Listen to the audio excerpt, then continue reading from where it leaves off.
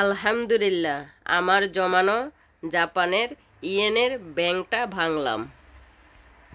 আমি অনেকগুলো কয়েন জমাইছিলাম, সেটা হলো পটের ব্যাংকে, যেগুলো হয় যে টিনের পট, সেই টিনের পটে সর্বোচ্চ কয়েন হলো 500 ইয়েন। তো আমি সেটাই জমাইছিলাম অনেকগুলা, তো সেটা তো আপনাদেরকে দেখালাম। তো এখন এই টাকাগুলো আমি কি করব? কেন বাংলাদেশে তো পয়সা চালানো অনেক কষ্ট, দোকানে নিতে চায় না, ব্যাংকে নিতে চায় না, ঝামেলা করে।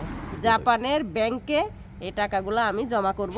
তো আমি ব্যাংকে যাচ্ছি, চলেন কিভাবে জমা করি আপনাদেরকে দেখাবো। এখন আমি ব্যাংকে আসছি কয়েনগুলা জমা করার জন্য। ব্যাংকে এটিএমে আসছি, আর আপনার কোনো দোকানে বা কেউরে বা ব্যাংকে বাংলাদেশের মতো না। এখানে আপনি আসলে, আপনি এটিএমে আসেন বা ব্যাংকে আসেন, আসলে আপনার এই টাকাগুলো জমা দিতে পারবেন।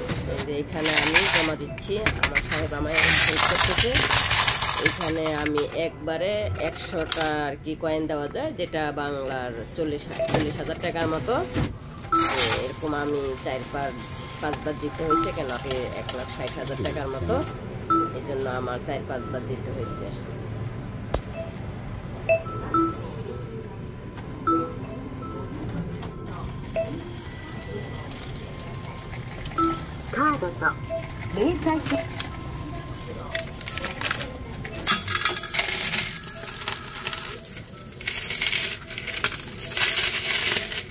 現金をお入れください。